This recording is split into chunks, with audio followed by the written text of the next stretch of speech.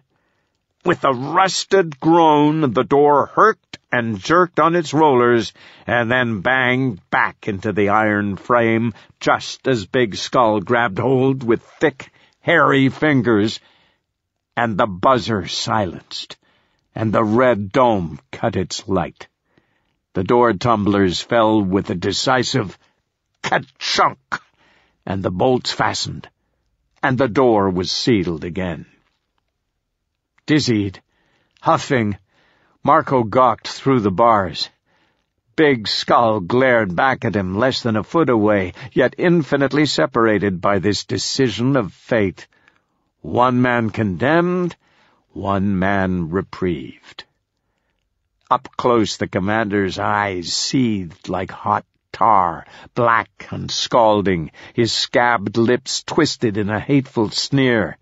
He was ready for his punishment. The horseman driver wasn't as resolute. He screamed in terror and flailed at the bars, but the door was set solid.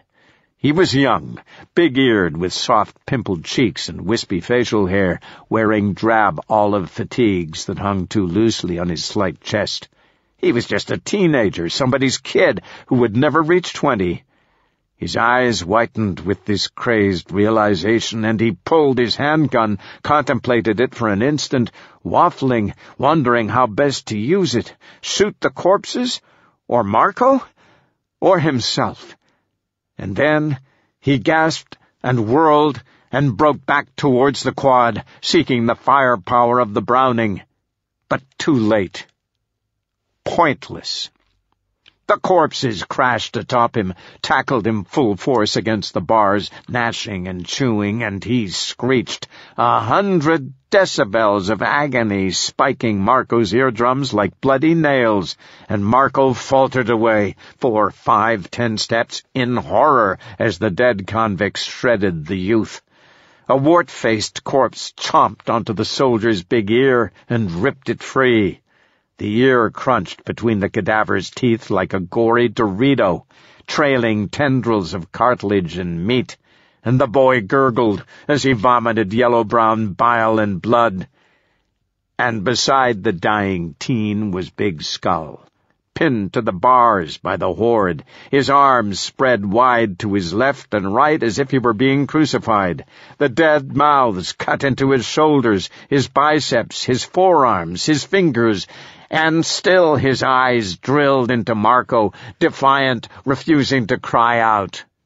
The man's entire body spasmed as though an electric current ran through him, and on his bare temples veins raged like crooked lightning bolts, and his teeth bit hard on his lip, spurting blood, severing the bottom lip clean off. He spit it through the bars at Marco, and then the dead finished him. Shriveled hands dug into the bony ridges on the commander's head, above his ears, under his brow, gouging his orbital sockets, and with a slow, awful, moist, sucking crack, the big skull broke apart.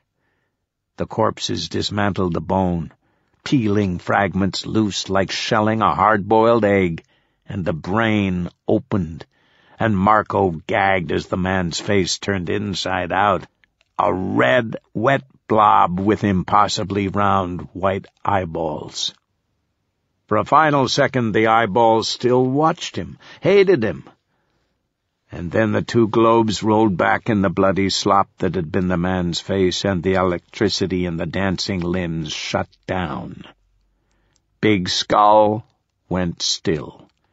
His blood puddled on the floor and seeped under the door, slinking towards Marco and Wu as the corpses devoured their kill. Countless other dead felons battered the door, their discolored arms reaching through the bars, swiping at the air, begging for meat. Marco jumped when Wu nudged his elbow. "We'd better move," Wu said, "in case that door buzzes open again." "But how?" "I don't know, Doctor. Let's go." "This side has power." Marco frowned, remembering what he'd observed the night before, gazing across the prison grounds. "Last night, I saw it glowing." He turned to find Wu already hustling down the corridor.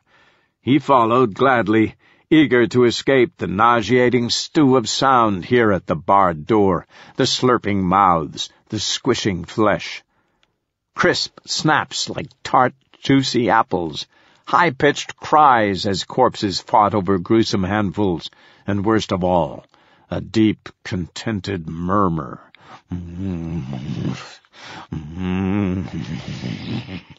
The sound of diners enjoying their food. Delicious, wonderful food. "That's all we are to them," Marco thought. "Food. Not human." Overcome with horror, he fled. 50 feet he ran to where the hall opened into a small antechamber, what looked like a reception area of sorts. The interior was brighter here. The breakfast hour sun had climbed above a skylight in the vaulted ceiling and sliced open a white rectangle on the otherwise dark floor. A chest-high counter extended to Marco's right, breaking the room in two. The surface was bare, but splotched with crimson handprints. Wu leaned over the counter and tensed, then relaxed. On the floor, the headless carcass of a guard sprawled next to a toppled swiveled chair. Spent shotgun shells dotted the tiles. No sign of the shotgun. "Well, we know he didn't buzz us in," Marco said.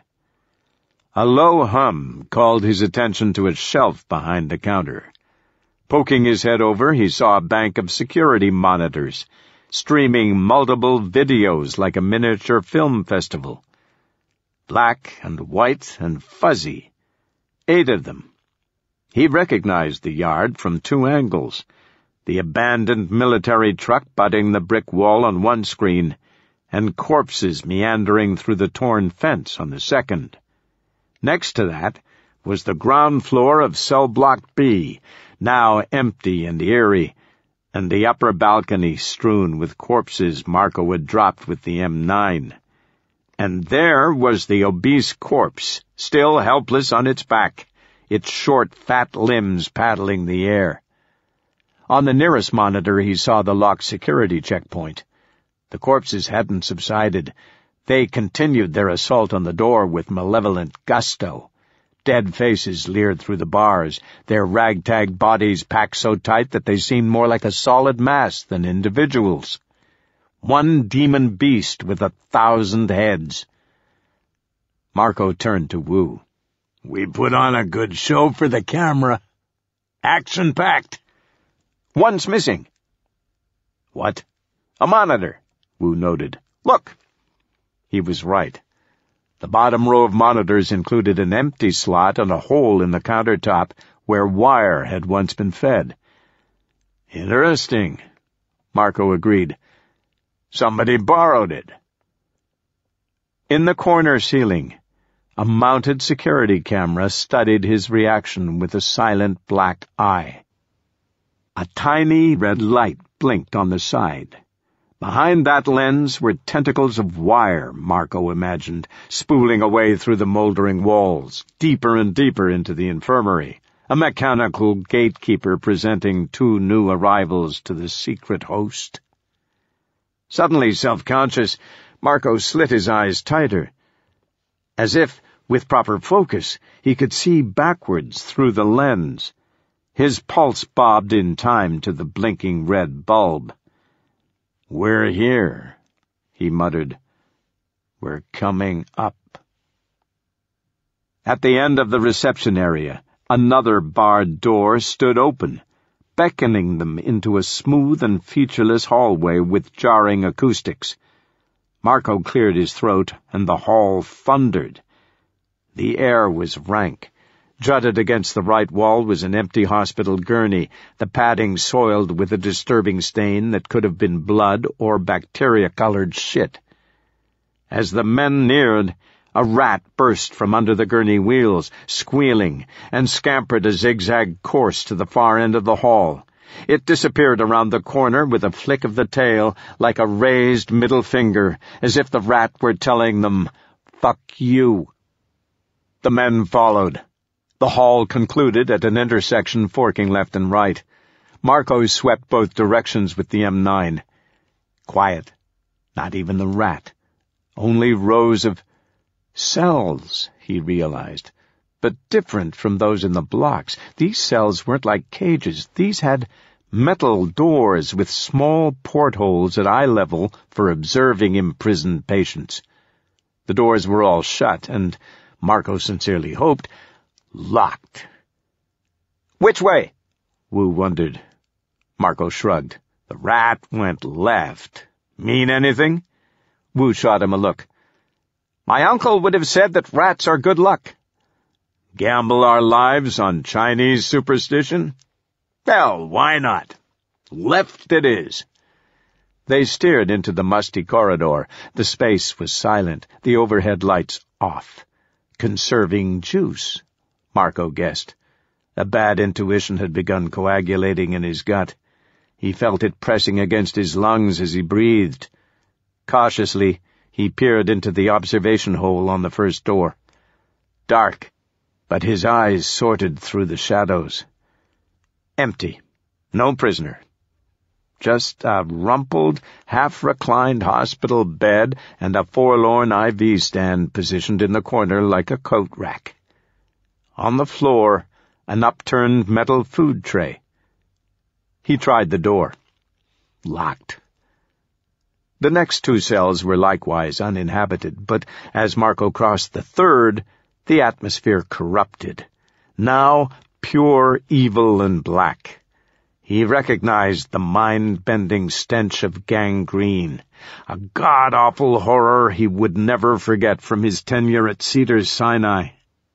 Like having hot egg beaters shoved up your nose, scrambling your fucking brain. Christ, he thought, sputtering. The air clung to his skin. He cupped a hand over his nose. On the door, the square window was crawling with flies, and from within the cell he heard something stir. A slithery, jangling sound, like pennies clinking into a coin jar. He glanced at Wu. The sergeant's lips were pinched tight, muscles flexed at the base of his jaw, as if he were fighting back vomit. Carefully, Marco brushed the flies from the hatch and lowered his eyes to the unlit opening. The stench intensified, and he had to turn his head to suck a quick breath. "Oh, shit!" A corpse reclined on the hospital bed in the cell, naked, its skin cracked like bark. It was male, no doubt, but where its genitals had hung was a hollowed-out cave. Its atrophied arms and legs were handcuffed to the bed rails, too tight. The hands and feet had ballooned to enormous proportions, like shiny black pumpkins pooled with blood. Flies buzzed its lips, and it lapped at them with a waterless tongue, catching none. It grunted, and the handcuffs chimed on its limbs, the metallic noise Marco had detected earlier. An IV pole stood over the bed like an attending nurse. On the hook dangled a polyvinyl bag, fat with greasy brown liquid. A tube extended from the bottom and disappeared beneath a blood-stained bandage on the corpse's bald head. "What is it?" Wu asked, concerned. "See for yourself." Marco stepped aside, and Wu took his place. A cursory inspection was all Wu needed. "A patient?" He wondered, stepping away. "Put in restraints, then forgotten when the prison was overrun." Marco shook his head. "I've never seen a patient with an IV to their head. Not like that." "So what then?" Swallowing hard, Marco ignored the question and ventured further, up the hall. Inside him, the coagulated anxiety continued to expand, spilling between organs, occupying every crevice it could find. The hideous stink in the hallway thickened. He had the image of himself tunneling through it, an invisible mud of bacteria and pus and spoiled, maggoty meat. He heard movement, jangle, jangle, in more cells, but he didn't look inside. No need for that. He already knew. He understood. His eyes watered. From the stench, he tried to tell himself. "You're okay. Keep going." He passed 3 more cells. Up ahead, the corridor bent left again. He inhaled a fortifying breath and turned the corner. More cells, occupying another 100 feet of gloom. Dark, sealed doors. Except the final door, the cell farthest down at the end of the hall. Open. Yellow light flickered from the doorway, dancing on the floor. Here we go, Marco thought. His hand throbbed, and he became aware that he was squeezing the M9 so sternly his fingers had cramped. His heart boomed somewhere outside his chest. Somehow it had escaped and was now galloping loose in the corridor. "Be ready," Wu whispered. "I'm trying," Marco murmured. He edged forward, his bootsteps too loud. But then again it didn't matter. He wasn't fooling anyone. With Wu behind him, he plodded down the corridor, solemn and pensive. Dead man walking.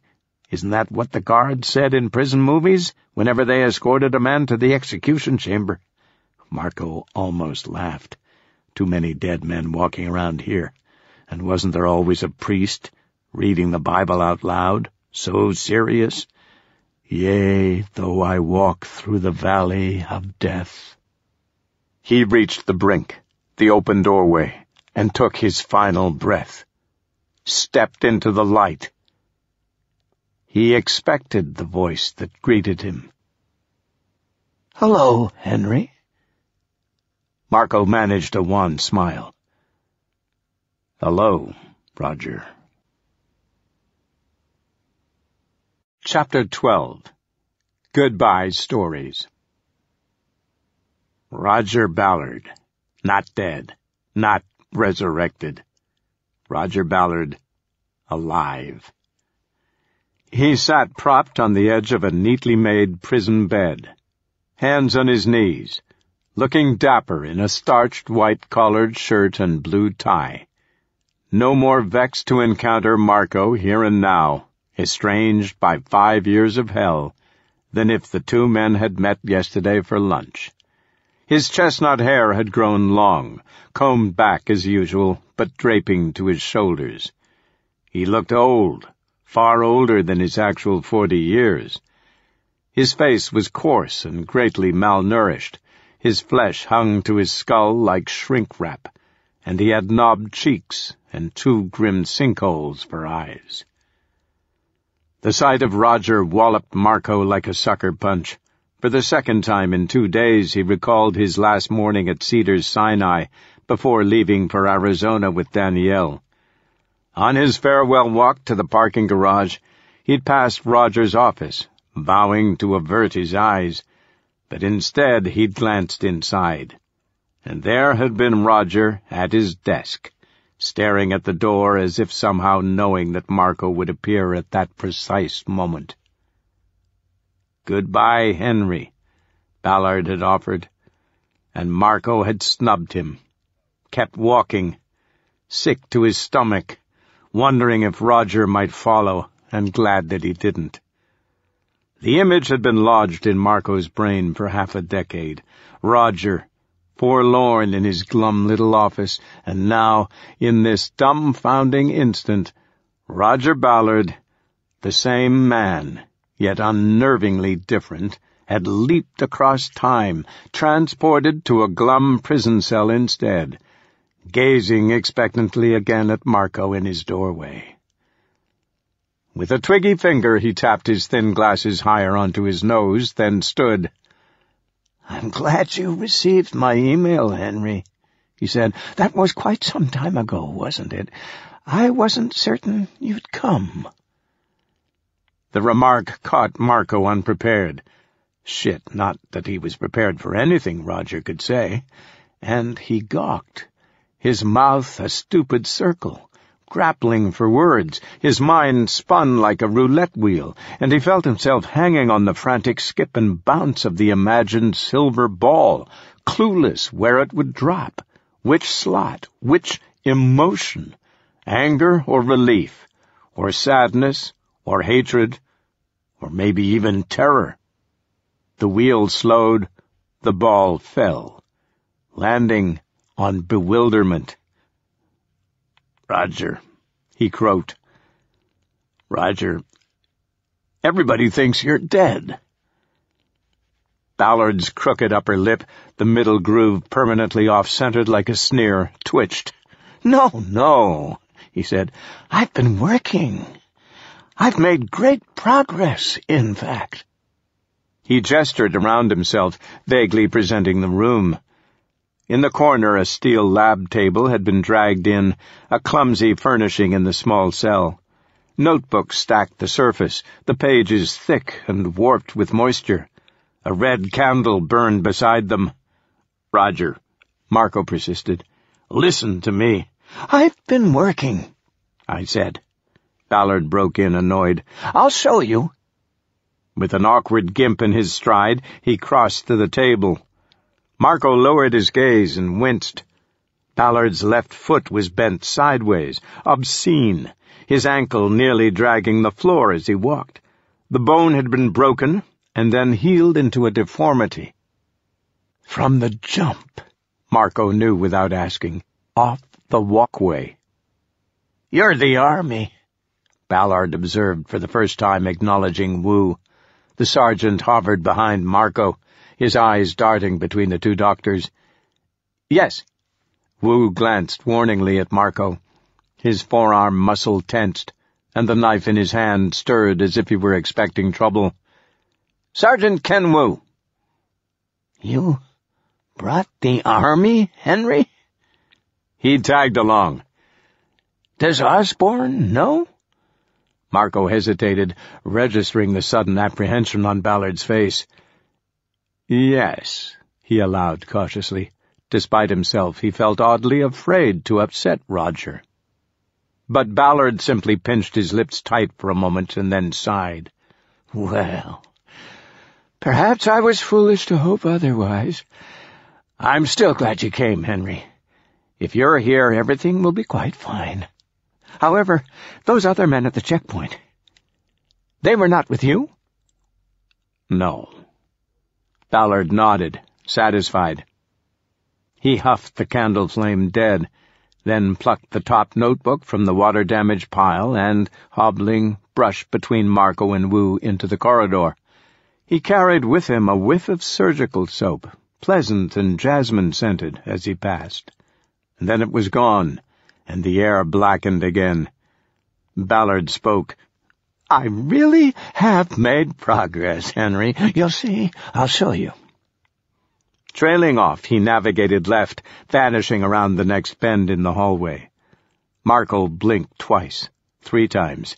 His head fizzed with a sort of drunken, unsteady vertigo, and irrationally he wondered if he'd hallucinated the entire meeting with Ballard. One look at Wu's cold green eyes sobered him. "What do we do now?" Marco asked. "We follow him," Wu declared, "but carefully." Around the corner, Ballard was still bobbing ahead on his bum foot. Quickly the men caught up, and Marco had to stifle an urge to grab Roger by his bony little shoulder, spin him, and ask just what the fuck was going on.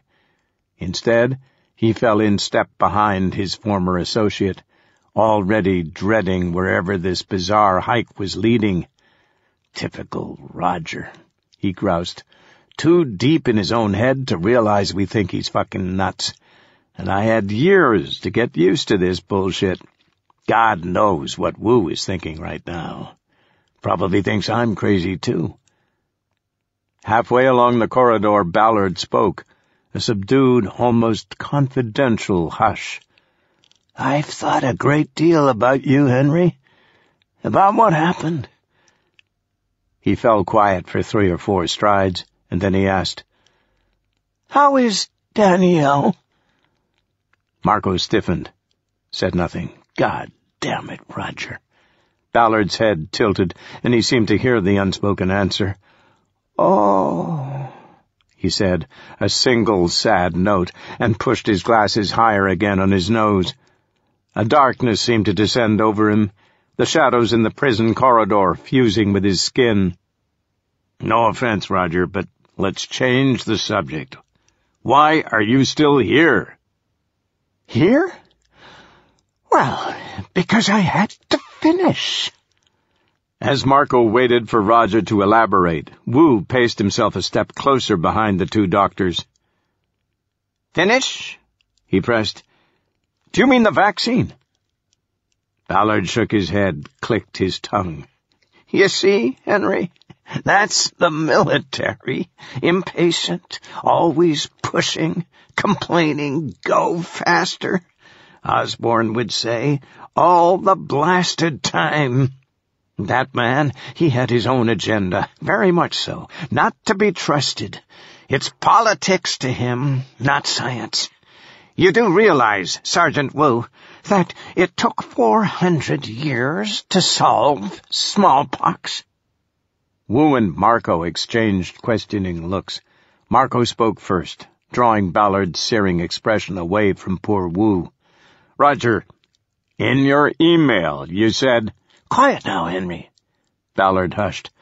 "Too much talking in the halls disturbs the patients. It's better to let them rest." "Roger." "Henry, please. In the lab." The corridor crossed another 100 feet of cells, then met another hallway and continued through. At the intersection, Marco was surprised to see the same brown-stained gurney they'd passed on their way into the infirmary, and the same reception area far off to the right. He'd been distracted by the rat, hadn't noticed these secondary corridors branching off. The infirmary was a goddamn maze, he observed now, a good place to get lost. Past the intersection were open examination rooms. Marco took quick stock as he passed, braced for more bloody horrors like the corpse in the medical cell. But the rooms here were clean, strikingly so. The counters gleamed dust-free, and the floors had all been recently mopped. However trashed the infirmary had been during the outbreak, Roger had done a tidy job rebuilding here. Ballard proceeded past each room without comment. 100 feet ahead, Marco saw another intersection waiting. But the men had traveled only 3/4 of the distance down the hall when Ballard ducked through a wide-arched doorway to his right. They'd entered a blood lab.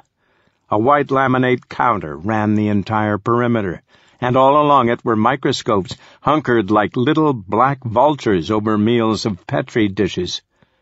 Mounted to the near wall was a rack of files darkened with some nauseating, mustard-colored fluid.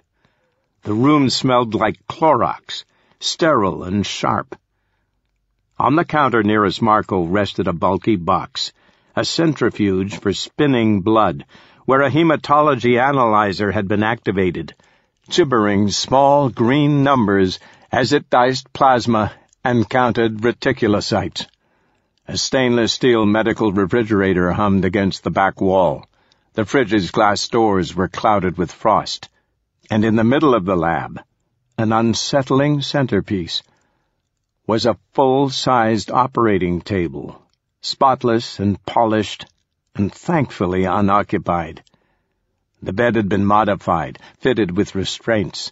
Ominous buckled straps dangled from the side. From the corner of the room, a flickering motion caught Marco's eye. There, on the far end, was the 9th video monitor, the unit that had been missing from the guard's desk.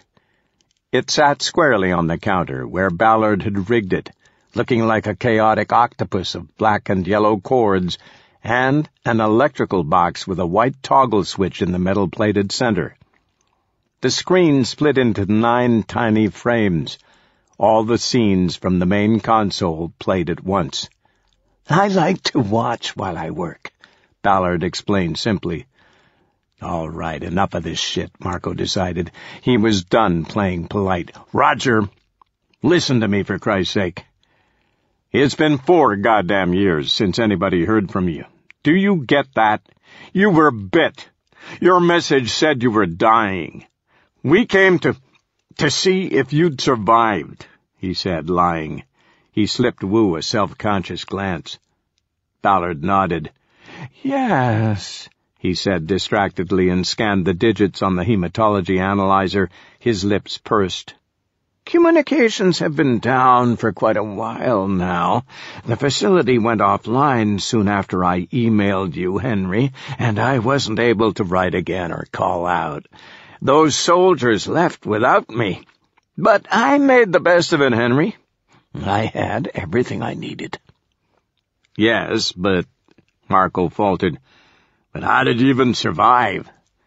I saw a video of you that day, Roger. You were bitten, weren't you? Ballard raised a wiry eyebrow. Yes, that's correct. Behind his bookish glasses, his eyes glinted, amused. Deep in the room, the refrigerator clicked and murmured. Marco cleared his throat, uncomfortable. So, your blood, everything you said about your DNA, the new antibodies, it actually worked? It destroyed the infection? No, Henry, Ballard said. Not exactly. His voice climbed, and Marco heard the restrained excitement he remembered from early morning conversations at Cedars-Sinai. Marco, arriving with a bagel in his mouth and a styrofoam coffee cup in his grasp, barely able to remove his coat before Ballard pounced on him to discuss some new strand of research. But that's what I wanted to show you, Ballard continued, the progress. He extended his left arm and awkwardly unbuttoned the sleeve with his free hand, then folded back the cuff and rolled the sleeve up, all the way to his elbow, and rotated his arm in the light. Marco heard himself gasp. Ballard's entire forearm was rotted, purple, and thick, warted with gray-green splotches of gangrenous tissue. Engorged veins slithered like black snakes just below the skin's surface. Midway up, a half-circle of scar tissue glistened wetly like a shocking red crescent moon. The arm reeked, a disgusting chemical smell like formaldehyde. "You see?" Ballard said, and now the excitement in his voice was obvious, an insane child showing off a favorite toy. "I am infected. I'm carrying the resurrection." Marco stared, both repulsed and fascinated at once, and then a buried thought exploded like a landmine in his head, an abrupt panic that he'd been tricked. Oh, God. Roger is a corpse, a talking goddamn corpse. And now Ballard would lunge, rip a chunk from his throat. But instead Ballard extended his infected arm, beaming. "You see, Henry, I contained the impact. Necrotic tissue, yes, but a limited radius extending up the arm and partially across my torso. And this was just the beta compound of the antibodies. My leukocytes had not fully adapted, remember. The current formula would have prevented this completely. Marco goggled, catching his breath. The M9 in his hand was a comforting weight, ready, if necessary, to take Roger down with a bullet through the bridge of those wire-frame eyeglasses. Except Roger seemed harmless. He gazed back at Marco benignly, expectantly, like a dog anticipating praise for a trick well done, oblivious to the fact that it just shit the rug. Wary, Marco relaxed his fingers on the M9 and consulted Wu with an uncertain look. The sergeant's bloodied knuckles flexed on his knife. "That damage is from the corpse bite?" Wu clarified. His tone was curt. "Yes, of course. What else would it be?" "The resurrection is in you now?" "Yes," Ballard said, sounding peeved. "I already said so." Marco swallowed.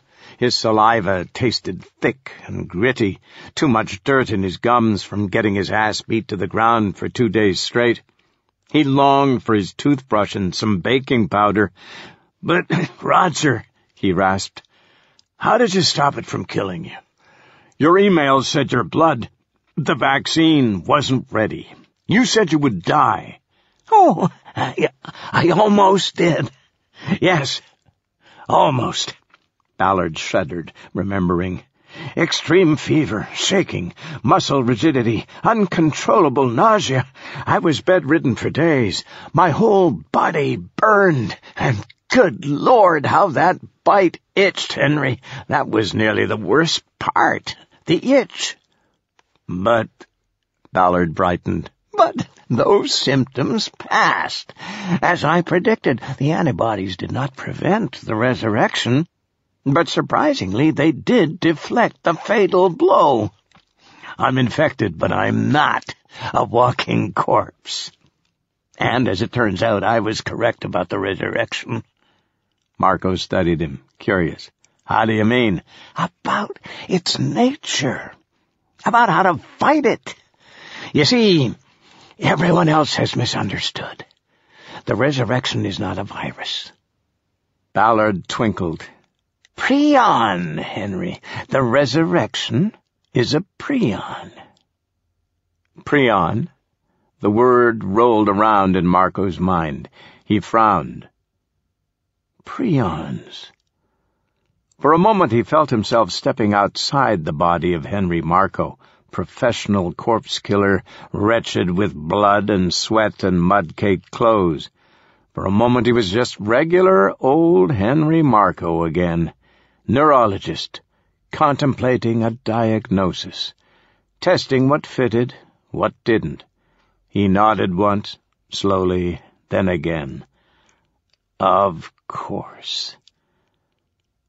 "A TSE," he pronounced. Ballard nodded eagerly in unison. "Exactly." "And protease resistant." "Yes, unfortunately," Ballard admitted, looking somewhat crestfallen. "With a remarkably fast incubation period. Astoundingly fast, really. Unprecedented. I spent an entire month administering enzymes to break the sample down, but none—" "Doctors." Wu's steel voice hammered down on both Ballard and Marco together. The sergeant eyed them admonishingly. "Please include me in the discussion. You said the resurrection was a—" Ballard darkened. Annoyed, Marco knew, by the burden of elementary explanations. Patient relationships were never Roger's strong point. "Prion," Marco offered, not wanting to agitate Roger any further. "Short for proteinaceous infectious particle. Basically, a malformed protein structure, not a virus. Sounds harmless, but if it gets inside you, really bad things happen. See, your brain and your central nervous system have normal proteins called PRP. The prion attacks the PRP in your body and mutates them, folds the protein in half, kind of like a taco, into the bad prion shape. Then the mutation keeps going, a chain reaction until your whole brain is converted into a big prion mess. Wu listened, his jaw set hard, analyzing every word. Marco was sure. Ballard parted his lips to speak, but Marco cut him off. So the resurrection is a new kind of TSE, a transmissible spongiform encephalopathy. Which means? Wu asked. A brain disease. A nasty one. All the known TSEs are 100% fatal. Like Kuru, he said thoughtfully. The disease Kuru originated in Papua New Guinea. Some of the native tribes practice ritual cannibalism there. Wu raised an eyebrow. In the South Pacific? Ballard nodded excitedly, unable to remain silent. The Japanese prisoner, he was the carrier, Henry. I checked them all, but his blood sample had the infected isoform. Japanese, Wu noted. The terrorist organization Aum Shinrikyo. One of its officers was incarcerated here. Marco nodded slowly. South Pacific. It was starting to make sense. So basically, he said, a bunch of insane bad guys fucked with the Kuru prion and bioengineered a TSE 1,000 times worse. Prions convert the nervous system, then kill the rest and take over. Walking corpses. Christ. They're just prions with arms and legs, requiring fresh protein, as in raw meat, to repopulate the system. Wu studied the dead complexion of Ballard's arm, as if searching for a message scrawled in the black veins. Is there a cure? Ballard bristled and rolled his sleeve back over his forearm. There is no cure, he said, sounding defensive. Not yet. He sniffed moodily and buttoned his cuff.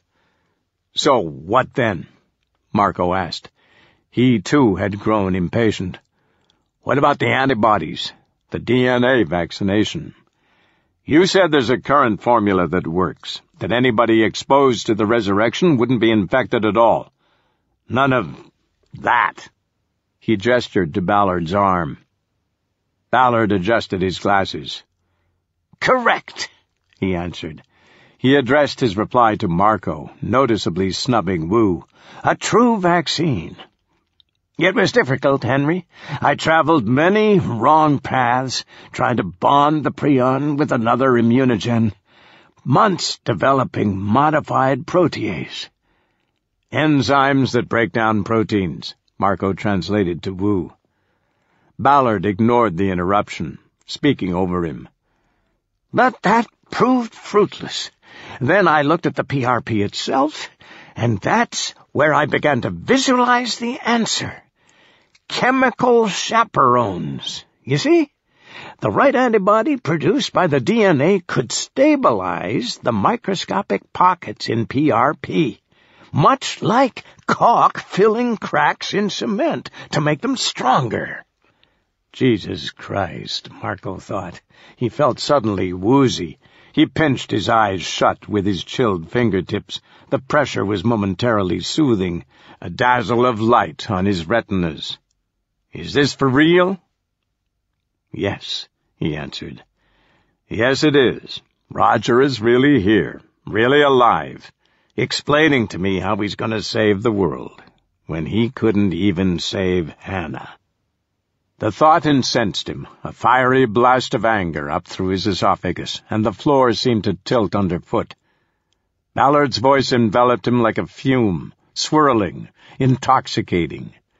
He knew he should sober up and pay attention, listen devoutly as Roger orated like some mystic medicine man around the tribal fire. Oh, great spirit of the resurrection, reveal to us the secrets of your all-powerful vaccine. And then his head shifted and he stopped, startled by a thought so unexpected it seemed to originate outside himself. The science doesn't matter. Let Ballard drone on. Let him pin the resurrection down and cut it open, define its parts, watch the cogs grind under a microscope to determine how it functioned. The truth was, you could dig and dig, ask how this and how that and how, but you'd never hit bottom. Science only took you so far. After that, there was always a gap you couldn't cross. The last answer was always out of reach. "That's your problem, babe," Danielle had accused him. "You need to know how everything works. Can't anything be magic?" "Yes," he agreed at last. Magic. It was all magic, mind-boggling, impossible. A dead man resurrects. A newborn baby takes its first breath. They're the same. Life flowing from some hidden source. A fountain switched on by a godlike hand. We call it biology, but it's a miracle, and we only pretend to explain. He swallowed uncomfortably. Or can Roger explain miracles, too? The last thought unnerved him, and he trembled, teetering at the brink of some horrible chasm. He was abruptly certain that to know whatever Roger knew would destroy him, hurtle him into the same abyss his old friend had already fallen into. "Stop them from folding when the prion attacks," Ballard's voice drifted on. "And I created it, Henry, gave birth to it from my own blood. I worked non-stop the year after the military left. 93 injection cycles, millions upon millions of cell divisions, and then it existed. A nucleotide capable of the required immunoresponse." As Marco half listened, images popped into his head. Somewhere deep in his brain a slide projector had whirred to life, and his mind clicked from one disturbing snapshot to another, showing him a story he hated to watch, yet couldn't shut off. Click. Roger at the guard's desk, his hair pasted with blood and sweat, sealing himself into the infirmary as corpses overran Sarsgaard. Click. Roger experimenting on the infected prisoners here in the hospital ward, drilling holes into poor bastards handcuffed to gurneys, scooping out meaty brain samples, running IV drips of God knows what into their stalled veins. Ballard's voice drifted to him. "Which confirmed that the vaccine worked in rats. I was fortunate in that regard, having an infestation of rats to use for trials. But did you know, Henry, that the resurrection only kills rodents? That it doesn't bring them back? And so the question remained whether the formula would perform as effectively on humans." Click. A corpse mauling Roger's arm during the escape attempt. Click. Roger in free fall from the balcony. Click. Roger hobbling to his lab, ankle shattered, skin festering. Hiding here, pecking out one final email to Marco as he waited for death. Click. Roger, alone in this hellhole, working, eating, shitting, slicing corpses, cackling to himself at night in his godforsaken cell. 4 years. Click, click, click. Success! A fully working vaccine, Ballard concluded and wiped his forehead. In Marco's mind, the slideshow ended, and he resumed his grip on the lab. Roger was here, breathing hard, cheeks red, his brow greased with exertion. He glowed with some sort of sick energy, a glee that crossed beyond sanity and delved into the perverse, as if he had absorbed the prison's madness and his skin now radiated the aura of rapists and murderers. "He's crazy," Marco concluded. The verdict saddened him. Batshit fucking crazy. "Roger," he asked uncertainly, "does Osborne know any of this?" Ballard sniffed. "None of it. I warned you about that man, Henry. His only concern was himself, not helping others." He glared defiantly toward the hallway as though Osborn might momentarily walk through the door, and so I kept my research hidden. I had to be careful until I knew.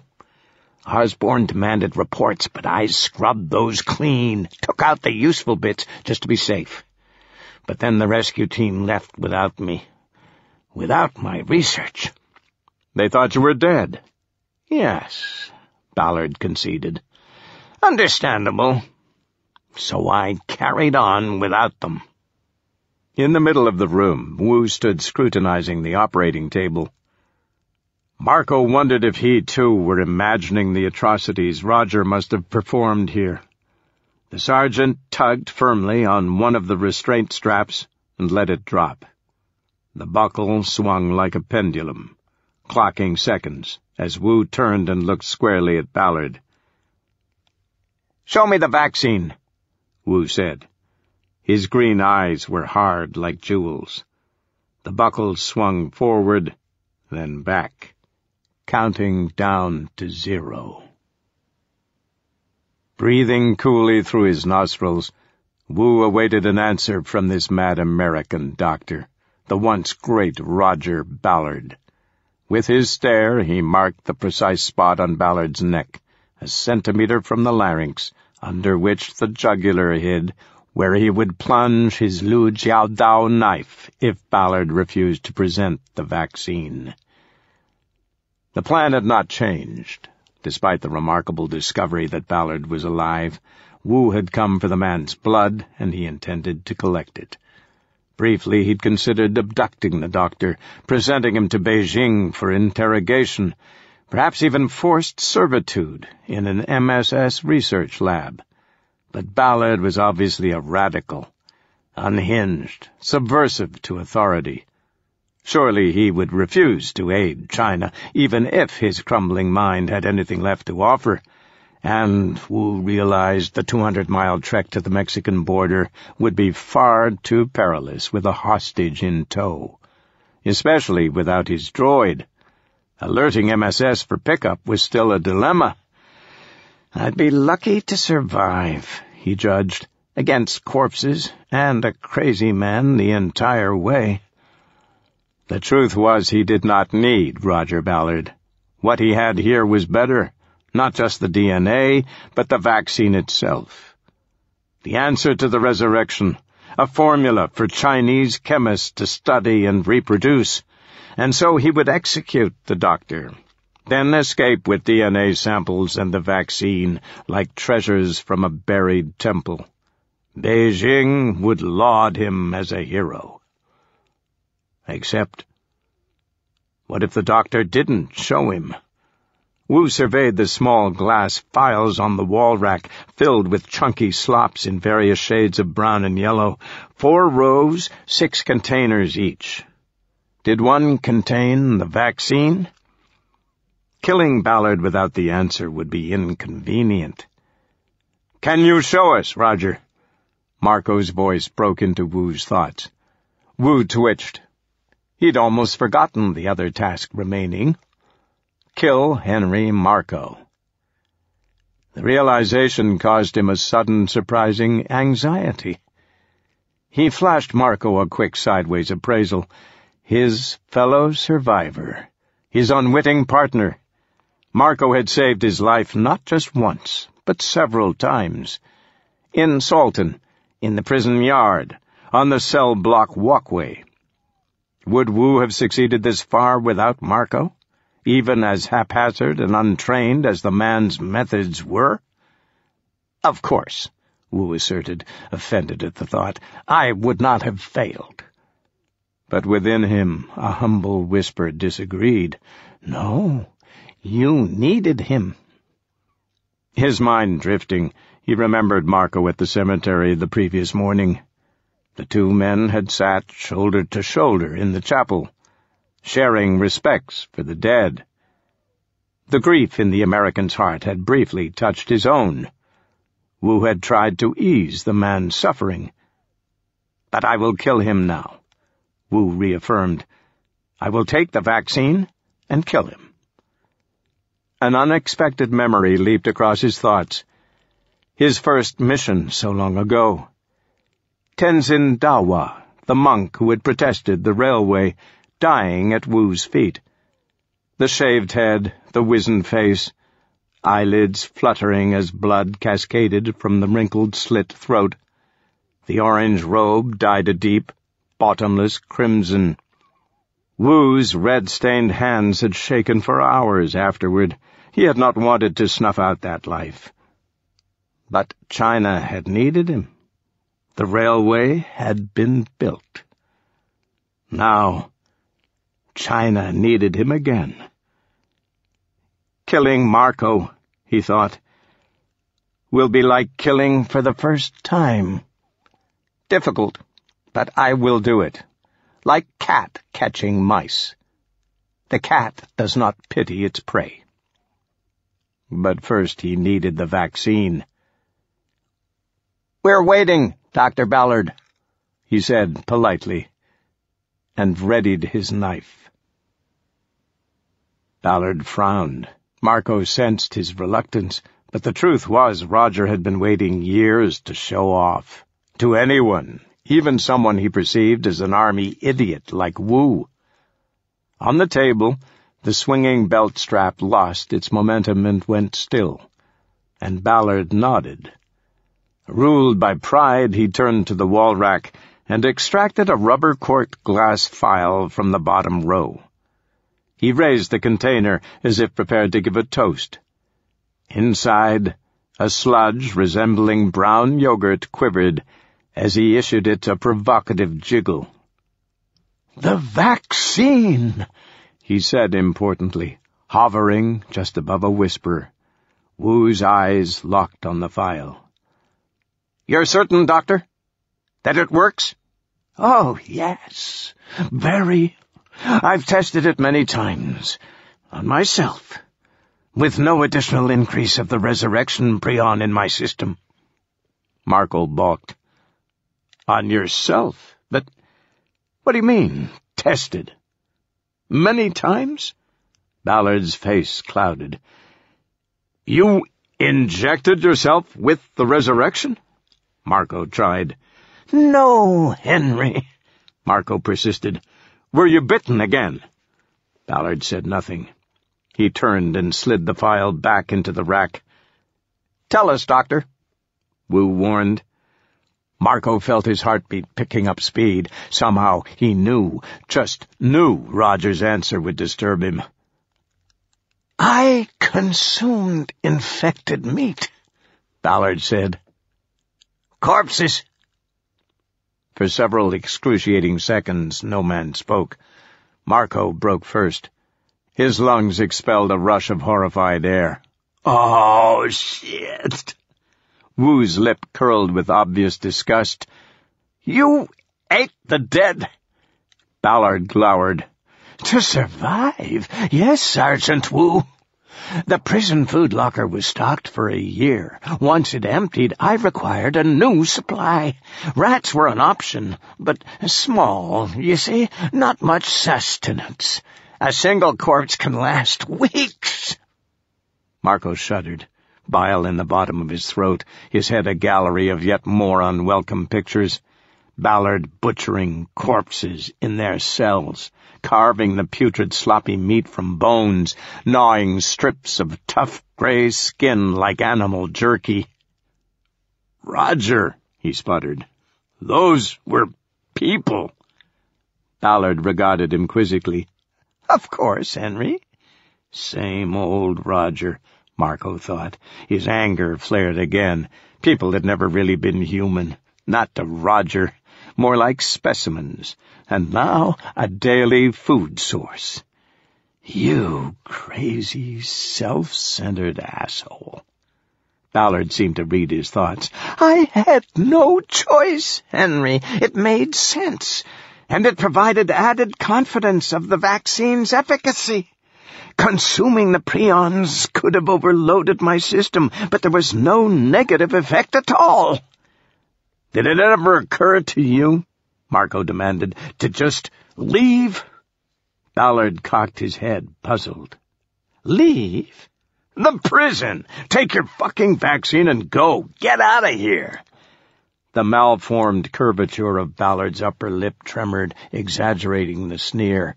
He contemplated Marco with disapproval.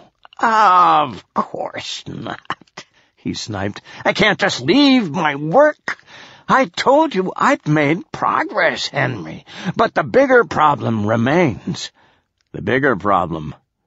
Don't tell me you mean a cure. Ballard leveled a serious look at Marco. The cure is one challenge, yes. With enough time, I'll isolate a method to reverse the prion transformation, but even so, there is a bigger problem awaiting. I'm surprised you don't see it, Henry. Yeah, what is it? The fact that you're a fucking lunatic? Marco's shoulders leaped in alarm as a crash sounded from the end of the room, a resounding rattle of glass from the metal refrigerator. He spun. The M9 pointed. Something had banged the wide double doors. From the inside. The glass was fogged, impossible to see through, but the shape that was pressed against the condensation drove a cold spike down Marco's spine. A bare footprint, the outline of a heel, and a pad, and 5 splayed toes. Roger, Marco started, abruptly queasy. Ballard stopped him. You should understand, Henry. You, of all people... Roger, what the fuck is in the fridge? You already know. I don't, Marco insisted, but he was beginning to dread that he did. Please, no. Please tell me it's not what I think. Please don't show me. But Ballard had already crossed the room, fishing in his pocket. He pulled a key and twisted it into the lock on the glass door. Then he turned to Marco, his face subdued now, a melancholy smile replacing the manic grin of minutes ago. I'm sorry, Henry. I hope you do know how sorry I've been. He licked his lips like a nervous tick. His eyes swept the floor. For my mistake. With Hannah. Roger, Marco urged. His face burned. Don't. Ballard tapped a round thermometer implanted in the glass. 10 degrees Celsius. Every 12 hours, I alternate to 12 degrees, then back down. With both hands, he yanked open the refrigerator. Hypothermia therapy. Hunched on the floor, inside, was a blue-skinned corpse. A middle-aged male with a veiny nose and eyes fogged white like the glass. Its arms were bound in a straitjacket, knees tucked to its chest.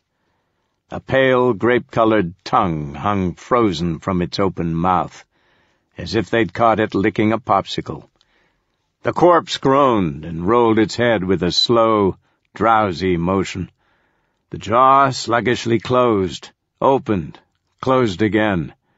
Marco realized it was biting at Ballard, but too drugged by the cold to strike with any amount of speed. Ballard stepped back and inhaled a deep, dramatic breath, waving his open hand below his nostrils as though shoveling in air.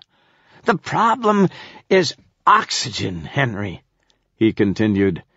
Even if we could destroy the prions with a cure, how can we expect the brain to recover after such extended asphyxia?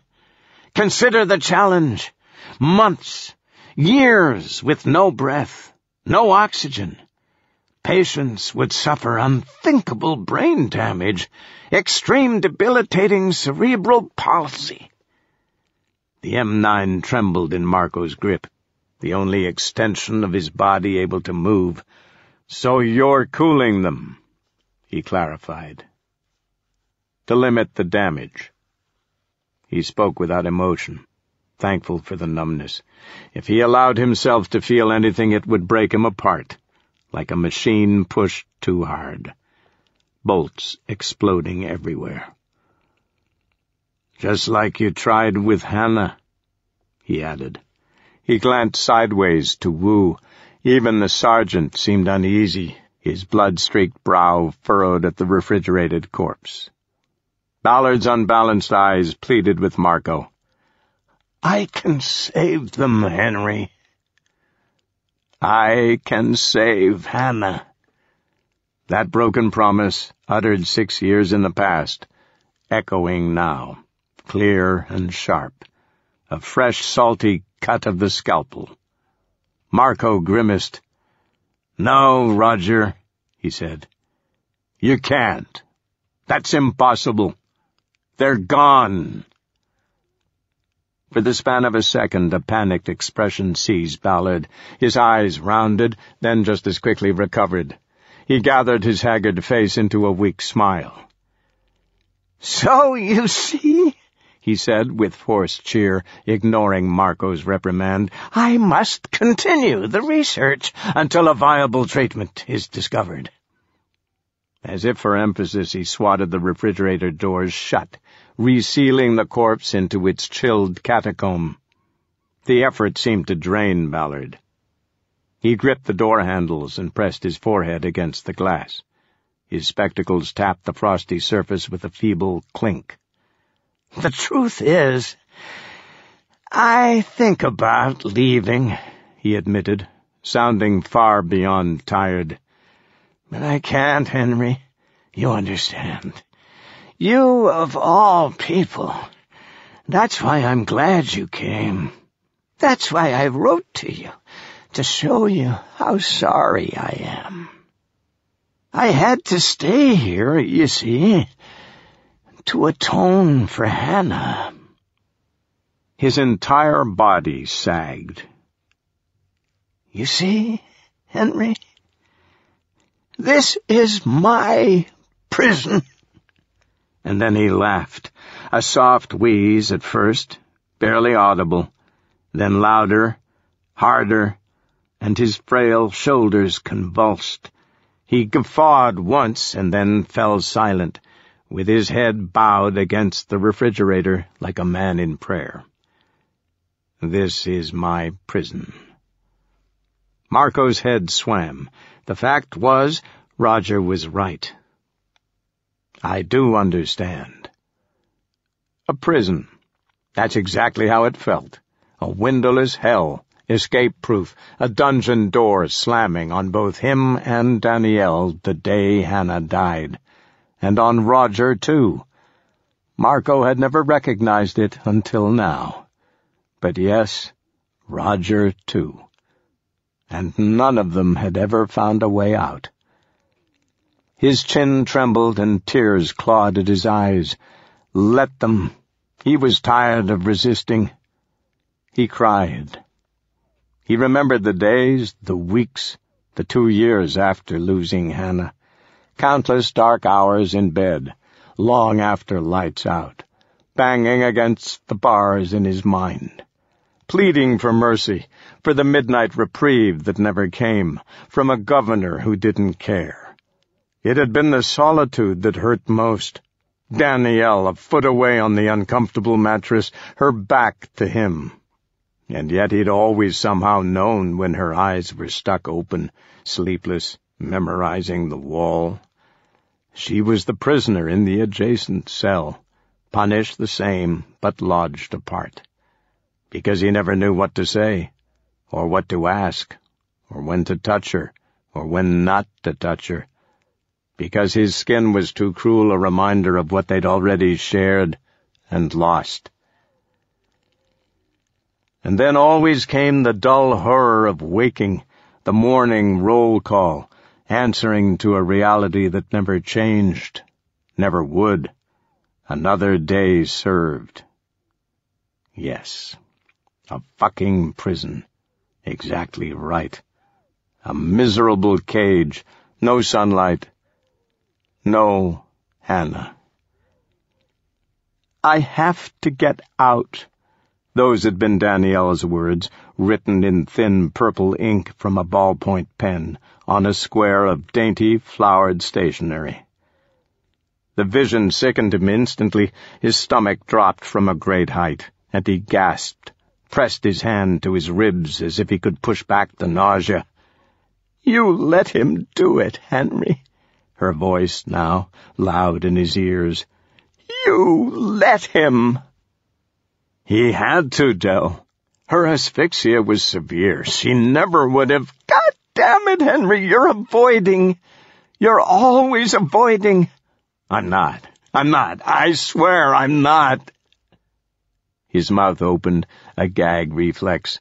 He realized it was time to prove once and for all, to her, to himself, that he wasn't avoiding. Time to remember, to confront the past, the highs, the lows. The roller coaster, he thought, and closed his eyes in terror, and with a wet, pathetic whimper he vomited, hot and brown, onto the cold tile floor. I have to get out. The light blurred, distorted by tears as Marco retched and choked for air. It was a disorienting underwater sensation, like drowning. Around him the room pirouetted, his mind caught in a whirlpool, and time, too, was a liquid, flowing backward.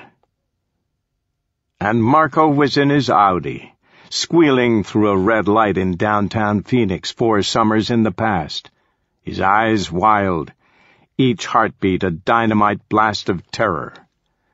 In the rearview mirror, the street was jammed with... Dead. How can they be dead? Shit. The monsters. A massive, relentless tsunami of teeth and blood, smashing store windows, turning cars, burying the city. He'd been at the hospital since dawn. The day had begun with all the pacings of a normal day, but by 11 o'clock had convened into an emergency conference with the entire neurology staff as the ER swelled with new arrivals. More and more, pasty men and women and kids, oozing a sweat that stank like sour milk, and their worried families, cramming the waiting room, the halls, every last corner. No place to put them all. Redirect to Good Samaritan, Maryvale, Kindred. But all the hospitals were overwhelmed across the city, the state, reports from California, too. Nobody understood how fucked they were. Not yet. But the fear was there, that sense of a tremendous crack zigzagging up the dam, irreversible, portending doom. And then it had burst. On the main stretch of Central Avenue, Marco gunned the gas, keeping up with the panicked traffic, cars and trucks speeding block to block, desperate to gain ground on the dead menace behind them.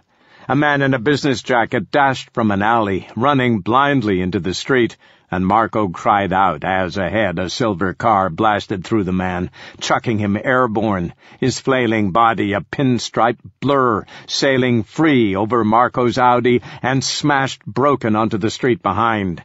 A swerving brown UPS truck crushed the body flat as Marco passed the alley where the businessman had emerged. More of the monsters spilled out, swarming the stalled UPS truck. The dead piled through the truck's open door, engulfing the screaming driver. Marco forced his eyes ahead. Don't crash! Do not crash! A police car blasted past him, going in the opposite direction, its siren shrieking. With grim certainty, Marco knew the officer wouldn't survive the day. Guns don't work. The Audi was sickly sweet with the scent of blood. Marco's shirt soaked red. Tommy! The hospital security guard, back at Cedars-Sinai. A dead nurse had bitten deep into Tommy's throat as he'd fired into her ribs. Emptied the clip, and still she wouldn't die. Marco had coiled a phone cord around her neck and dragged her off, then helped Tommy to the parking garage. He'd leaned Tommy against the Audi as he dug for his keys. At the end of the row, the garage entrance had darkened with shadows, and the concrete walls echoed with ghostly cries as the dead charged in from the street, and when Marco looked again, Tommy was a corpse, too. The art museum zipped past on the left, eviscerated bodies face down on the marble steps. Oh, God, damn it, he thought, cranking the wheel. The Audi skidded onto the entrance ramp for I-10, and seconds later he was barreling east on the interstate towards the Gold Canyon. The highway traffic was light. He guessed he was riding the edge of a deadly shock wave rolling outward from downtown. The surrounding suburbs hadn't been hit. Yet, stay fast. Stay ahead, he thought. Ahead, just long enough to get home to Danielle. He'd tried calling from his office, twice in the morning and once again 20 minutes ago. A final frantic attempt to reach her. The phone rang and rang and rang. The receiver slick in his hand, and he'd forced himself to stay on the line. Let it ring even as he heard screams and panicked footsteps in the hallway coming closer. But he couldn't hang up. He had to warn her. And just as he decided the next ring would drive him absolutely fucking insane, Tommy, the security guard, and the cannibal nurse had exploded through his doorway, grappling and screeching, and he'd tried to rescue Tommy. "Danielle, please," he thought in the car now, "please be safe." If only he had a cell phone. Ha, that's funny. I'll tell Danielle when I get home. She'll laugh. We'll both laugh. Just, please, Del, be safe. Be safe. Be safe. Be safe. Fuck! He roared, the frustration scrubbing his throat raw.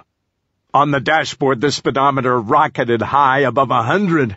Marco's foot an infinite weight on the pedal, and the Audi darted in and out of lanes, splitting gaps between slower cars. The Superstition Mountains towered in the distance, looking hazy and unreal. The throne of some mythological king, the god of a doomed dreamscape. And if ever Marco wanted to wake from a nightmare, the time was right fucking now. And then he was exiting the highway, hurtling into the Gold Canyon, his neighborhood, his street. At the base of his driveway, the iron gate took an eternity to open. He mashed the button on his remote 10 times like rapid fire before finally flooring the gas. The Audi bounded through the still-opening gate, snapping the side-view mirror off with a shrill plastic crack. The tires scrabbled up the cobblestone. His nostrils bristled with the smell of burnt oil. He jounced to a stop in the circular turnaround. Danielle's car wasn't there.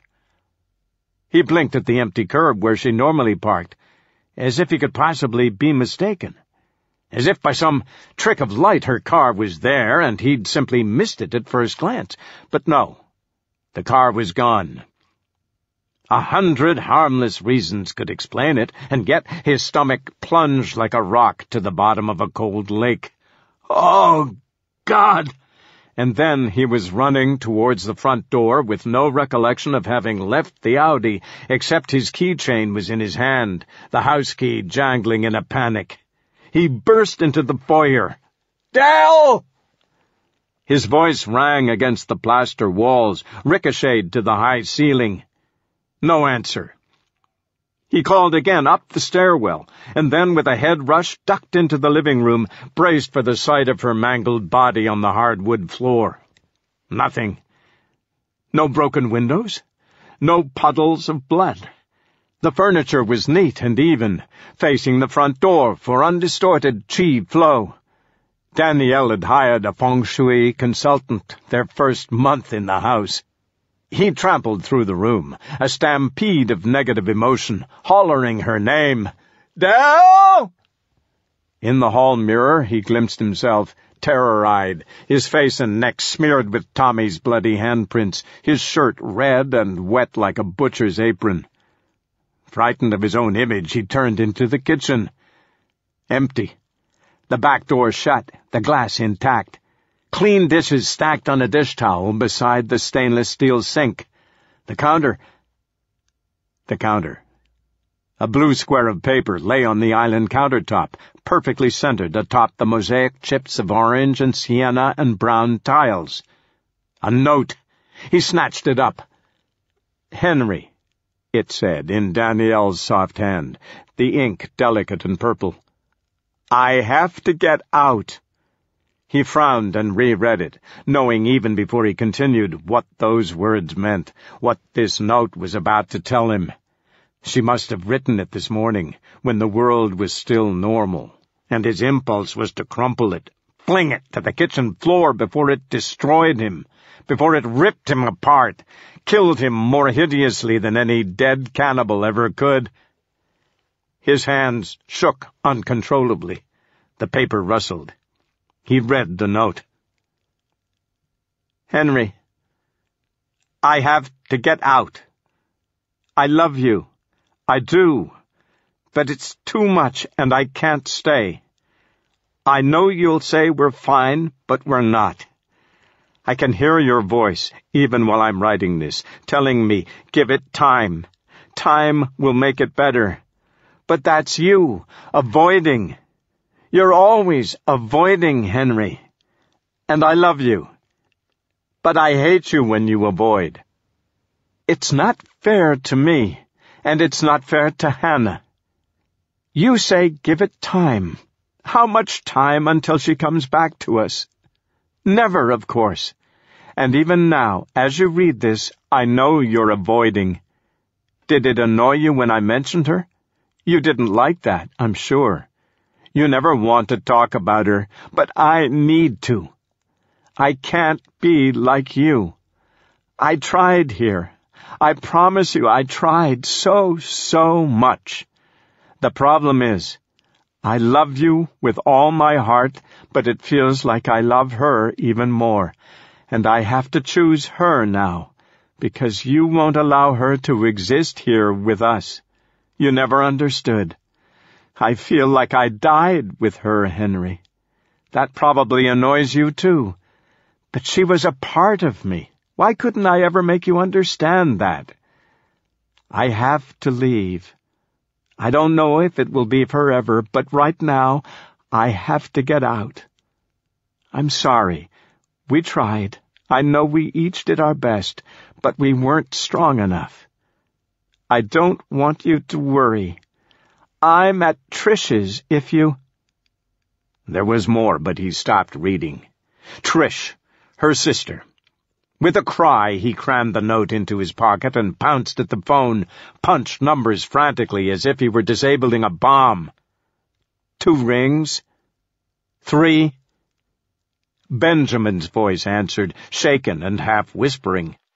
Hello? Ben, is Danielle there? Henry! Jesus Christ, are you seeing this shit? Danielle! Marco yelled, losing control. Is she with you there? What? No, it's just us. Trish says, are you... The phone crashed to the orange-tiled floor. Marco was already running, down the hall, into the foyer, out through the door, diving into the Audi. The tires howled as he stomped the gas, and the car shot across the cobblestones, back into the dying world.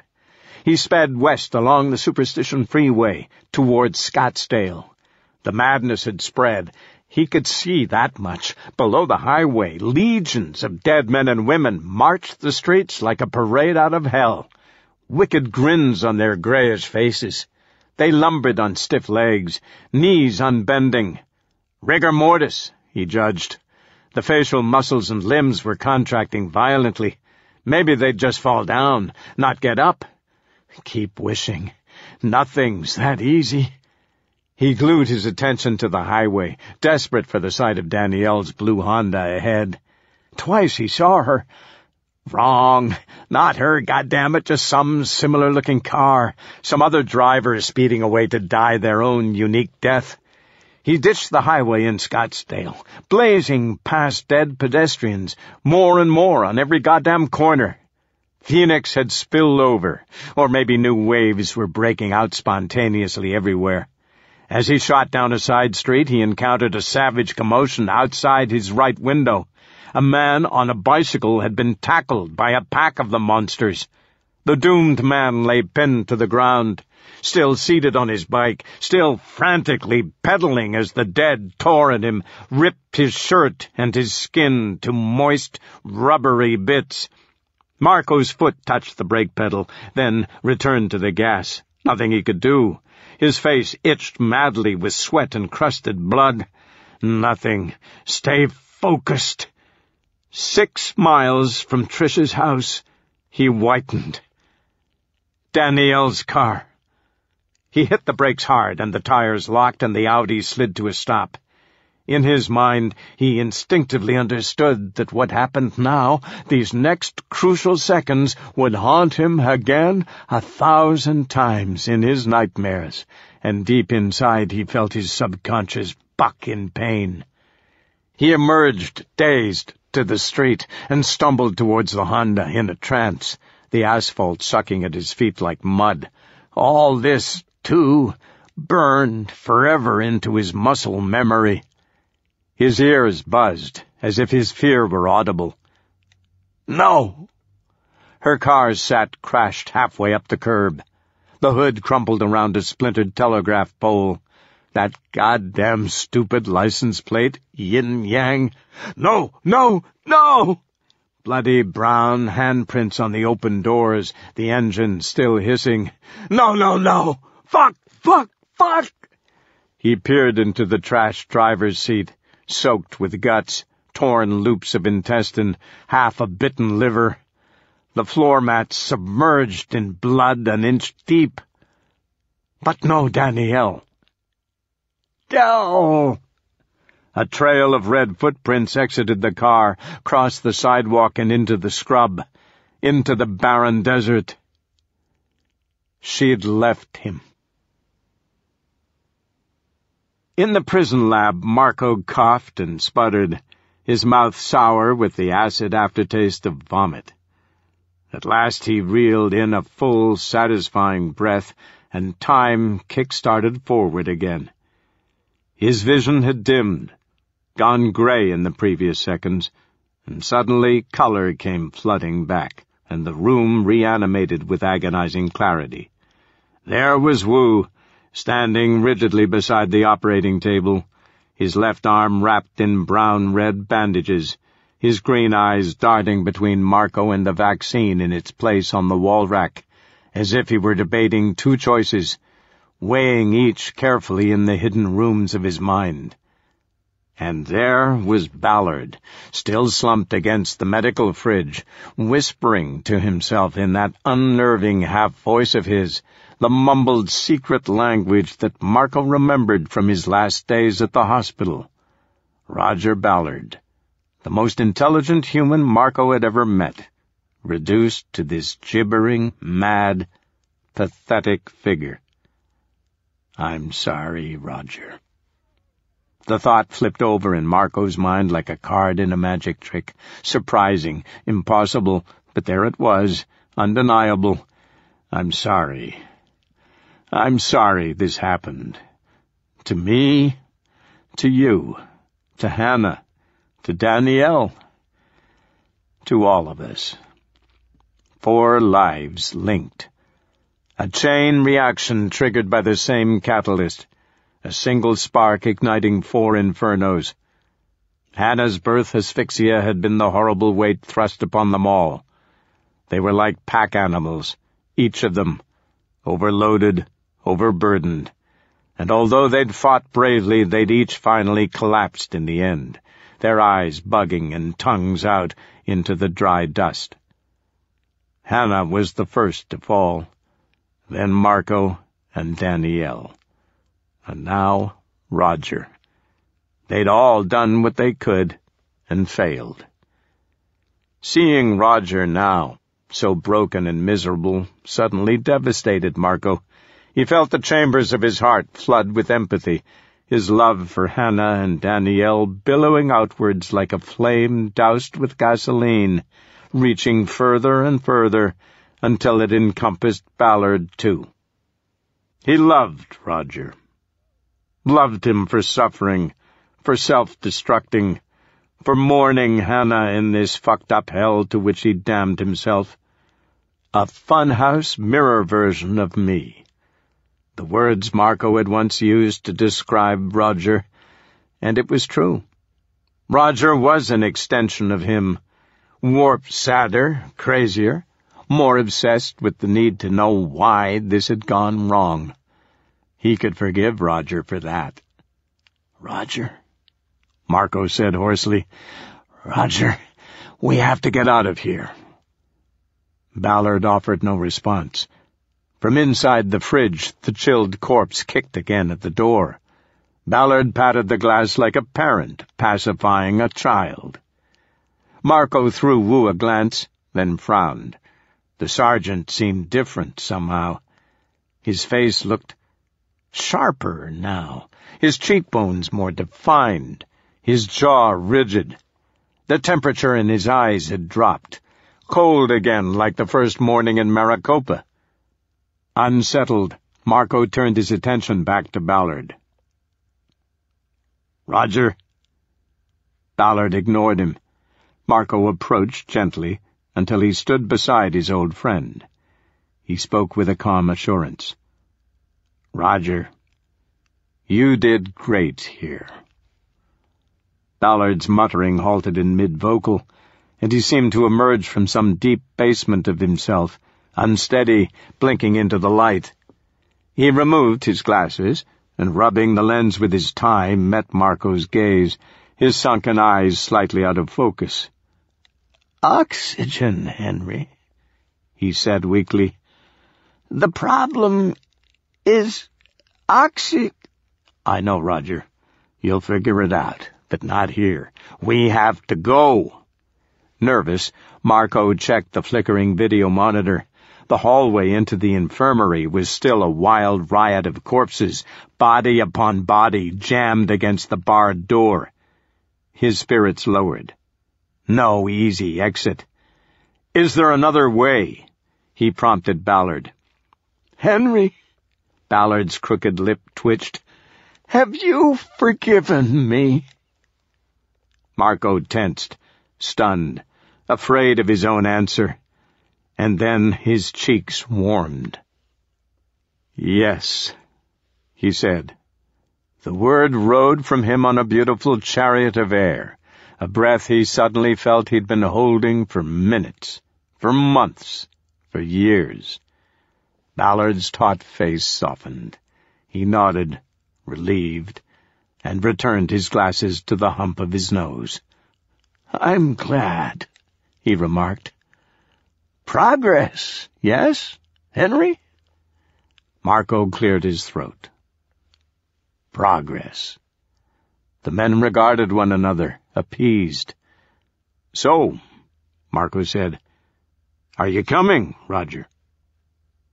Ballard's eyes closed, and he inhaled deeply and long, and Marco could almost see inside his mind a reverie of blue skies and green grass, the open country, life outside the torture chamber he'd built for himself.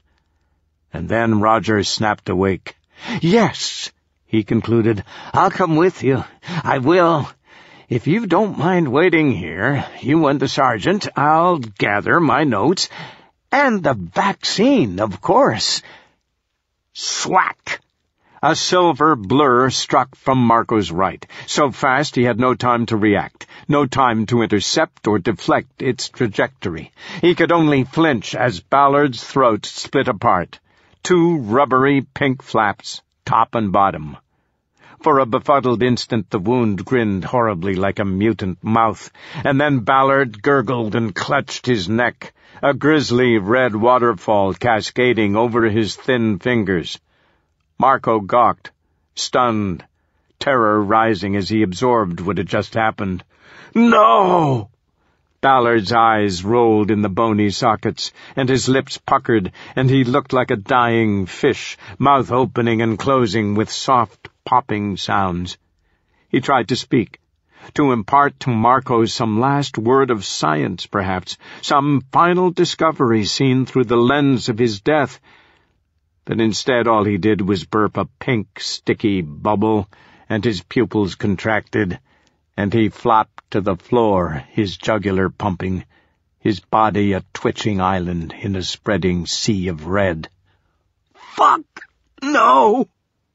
Marco couldn't move, still not ready, too shocked to react, his legs ignoring the screams from his brain, and then all at once every muscle worked, and he crashed backwards, overwhelmed.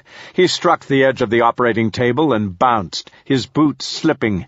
He threw out his arms to catch himself, but not quick enough. With a surprised cry, he landed on his ass, and the M9 skidded and spun free across the tiles. "It can't be!" Several feet away, Wu stood over Ballard's fallen body. In his hand, the crescent knife gleamed wetly with a ridge of crimson. Marco gaped, astonished, as a red drop gathered and plopped like a gruesome tear to the white floor. "Wu!" he panted. "No!" Wu regarded him gravely, then bent and retrieved the M9 near his foot. "I'm sorry, Doctor," he said, sounding almost genuine. He holstered his knife and reached into his vest. His left hand emerged with the rubber-corked vial that Ballard had replaced on the rack. The vaccine. Wu held it aloft. "I have what I came for." "What you came for?" Marco paled, nauseous again, and then he understood. Of course. I'm a fucking idiot. He'd been too caught up in his own shit to see this coming, when all along it should have been obvious. Fuck! Wu had even warned him on the train. The vaccine was the prize, the checkmate in this match between nations. Roger Ballard? Just a plastic, faceless game piece. And so am I, Marco realized, more angered than afraid. A lump hardened in his stomach. You didn't have to kill him. Wu stared, unblinking. Killing is what I do, Doctor. I told you that. He could have kept going. Found the cure. Wu scoffed. Cure? He was insane. His mind was disintegrating. You saw it yourself. We have our own great scientists in China. The vaccine will be all they need. The air in the lab deadened. The after-silence of Wu's words stretched a second, 2 seconds, perhaps longer. And then one word came echoing back to Marco. China. His brow furrowed. China. Reading Marco's face, Wu responded with a nod, barely perceptible. The slightest acknowledgement of a secret both men could finally share. Fuck! Marco spat, hit hard by sudden, total comprehension. And then panic smacked him, too, and he pawed crazily at the tiles, palms slipping, and scrambled to his knees as the red laser dot of the M9 centered on his chest and hung there, quavering like a tiny, round heart. He froze, dumbfounded, and beheld Wu helplessly. In the sergeant's hand, the cold black eye of the gun barrel leered back at him. "Stay down," Wu said. "You're not American." "No," Wu agreed. "Then again, Doctor, neither are you. As you may recall, your country disowned you." "Bullshit," Marco snapped. "So you're a goddamned spy." Wu said nothing. "All those computer break-ins," Marco said. "China, I assume. And what now? You want me to switch sides as a fuck you to Osborn?" Wu shook his head. "Hardly, Doctor." He disagreed, speaking between thin-stretched lips. "It's far too late to trade teams. Besides which, I don't need your help anymore." He paused reflectively. "You were useful, but I must—" He trailed off, and the barrel of the M9 edged forward as if to complete the thought. "This whole time," Marco said, understanding, "your plan was to kill me." "Yes," Wu said, a curt affirmation, perfunctory. "The RRU team that Osborn sent. Did you kill them?" "Yes." "Jesus Christ! I knew you were a prick that first day. Should have listened to my gut." Wu darkened. "Enough conversation, Doctor. It's time—" He jerked, distracted by a noise behind him. Ballard wasn't dead yet.